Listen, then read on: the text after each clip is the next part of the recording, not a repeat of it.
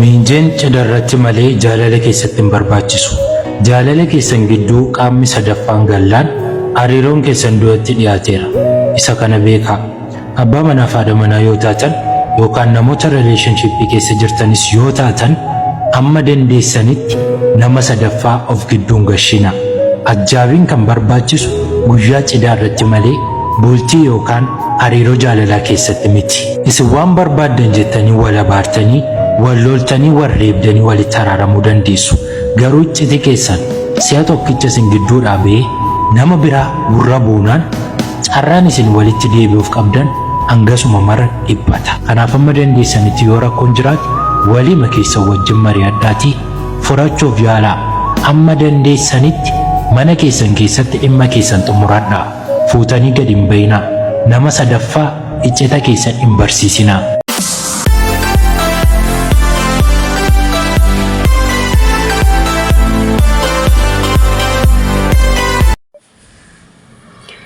Nagaa qeessanii fa baay'ee hordoftoota yeroo mul'ata akkam jirtu nagaa keessanii an obboleettiin keessan nagaa kooti waaqettaa tolu yaada obboleessa keenya kana akkuma aggeeffattan jechuudha.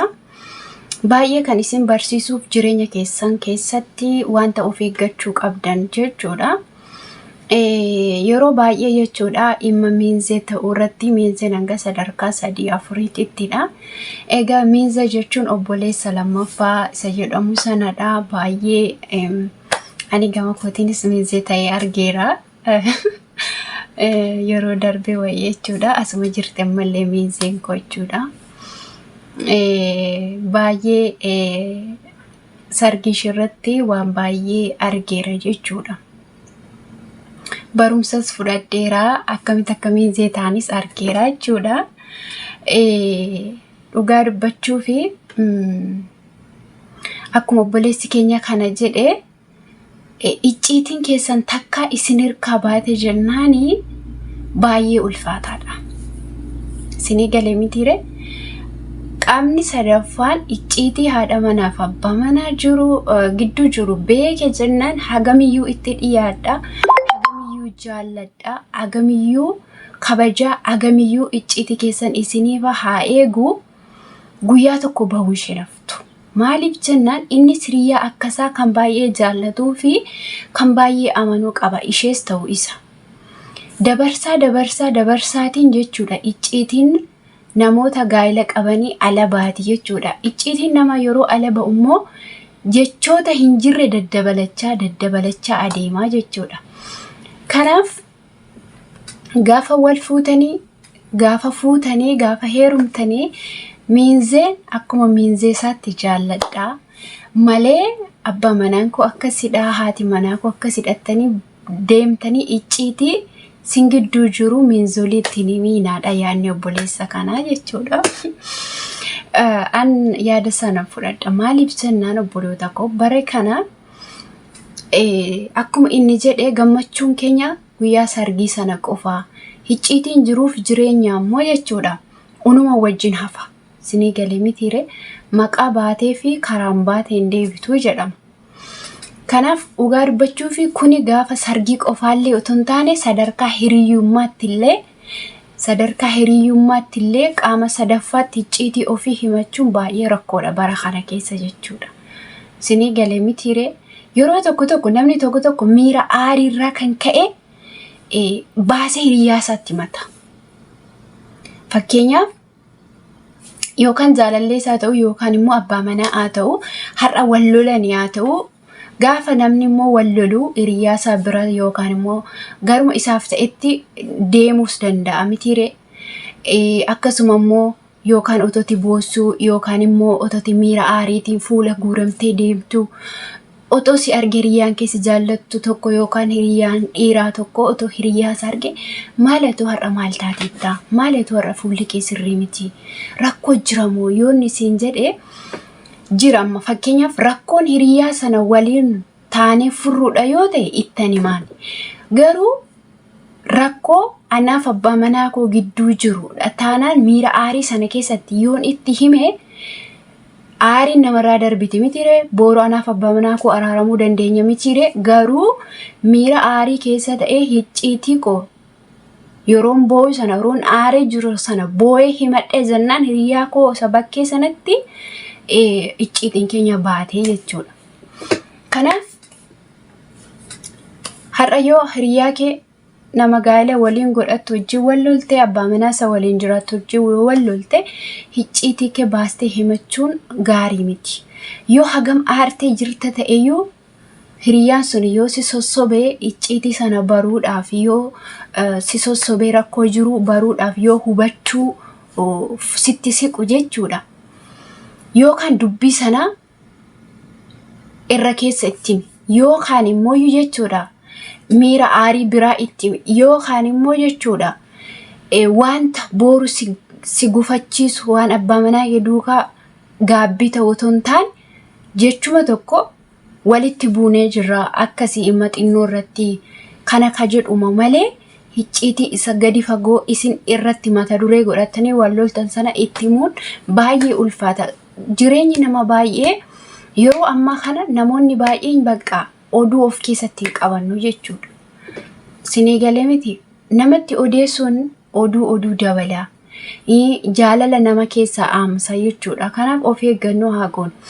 Mee viidiyoo dabalataa jechuudha. Viidiyoo itti aanu kana barreeffama ajaa'ibaa haadha manaa fi abbaa manaatu mana isaanii dhiisanii baduuf ka'an. Erga baduuf ka'anii waan hundumaa xumuratanii garuu umarratti humni isaanii maal akka ta'e jechuudha. Mee waliin ilaalla. Sagaleedhaan isinii dubbisa. Seenaa haadha manaa fi abbaa manaa baay'ee nama ajaa'ibuu fi baay'ee nama barsiisu tokko akkas jedhaan. Abbaa manaa fi haadha manaatu walitti bu'ee yookaan wal lole. Sana booddee haati manaa akkas jettee kana booda aniif ati wajjin hin jiraannu jettee uffata ishee walitti sassaabdee shaanxaa yookaan borsaatti guurrachuu eegalte. Abbaan manaa ishee garuu maaloo dhiisi jechuun kadhate. Isheen garuu hin ta'u jettee didde. Achi booddee abbaan manaa sun immoo taa'ee eessatti deemtaa yookaan eessa jiraatta jedhee gaafata. Isheenis harmee koo bukkeen jiraadha jette. Sana booda abbaan manaa kunis uffata isaa walitti sassaabbachuun shaanxaa yookaan borsaa isaatti guurrachuu eegale.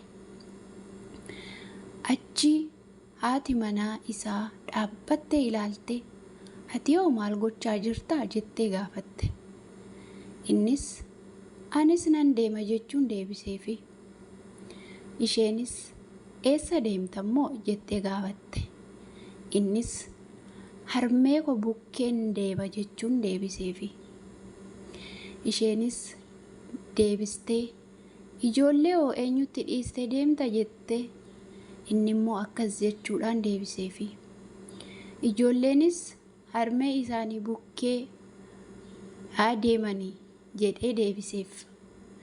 Kana booddee haati manaa kun itti yaaddee yoon deeme ijoolleen na duukaa dhufu waan ta'eef kophaa koo guddisuun natti ulfaata jechuun yaada jijjiirrattee araaramii waliin jireenya itti fufnaa jettee abbaa manaa ishee deebisteefi.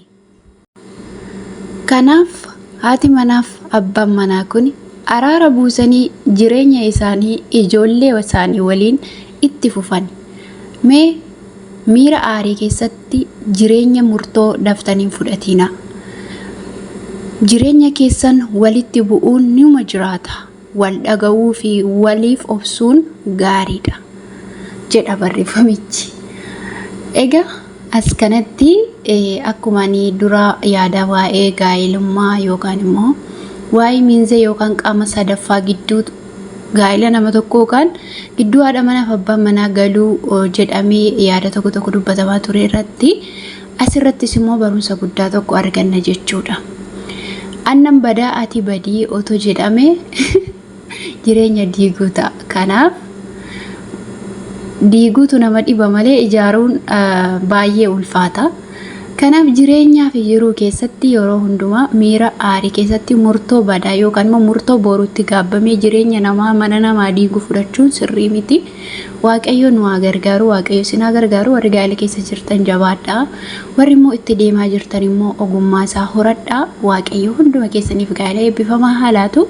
Turtii na waliin gootaniif galatooma. Hanga viidiyoo biraa walitti deebinutti nagaan naa tura.